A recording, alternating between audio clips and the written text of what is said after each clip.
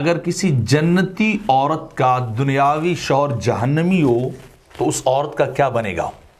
وہ جنت میں کس کے ساتھ ہوگی؟ کیا وہ لونلی رہے گی یعنی اکیلی رہے گی کہ یا اسے کوئی جو ہے اس کے کوئی معاملات درست کیے جائیں گے؟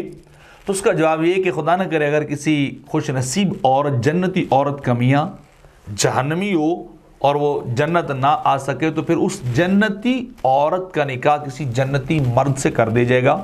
جیسے کہ دنیا کے اندر بعض لوگ مرد ایسے ہوتے ہیں جن کی عمر بھر شادی ہی نہیں ہوتی، تو جنت میں جا کر ان کے نکاح ان عورتوں سے کیے جائیں گے جن عورتوں کے دنیا میں نکاح نہیں ہوئے تھے۔ تو یعنی اس طرح کی کوئی بھی پاسبلٹی جو ہے وہ پیدا ہوگی اللہ کی طرف سے، اور پھر ان کی زندگی جو ہے وہ خوشگوار طریقے سے جو ہے وہ گزرنے لگ جائے گی۔ تو یہ تو نہیں ہے کہ وہ بالکل ہی الگ تھلگ رہے گی دوسروں سے، اس کے بارے میں اپنے شوہر کے بارے میں انتظار کرے اس کی واپسی کا، یا وہ آ نہ سکے، خدا نہ کرے کہ وہ کفر مرتد ہو گیا ہو یا کفر کی طرف چلا گیا ہو۔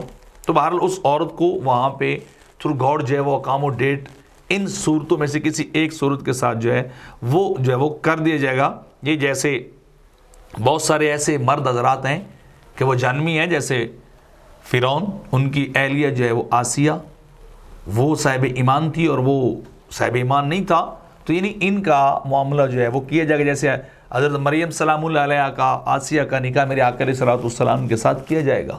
تو اس طرح باقی عورتوں کے معاملات بھی جو ہے وہ کر دی جائیں گے۔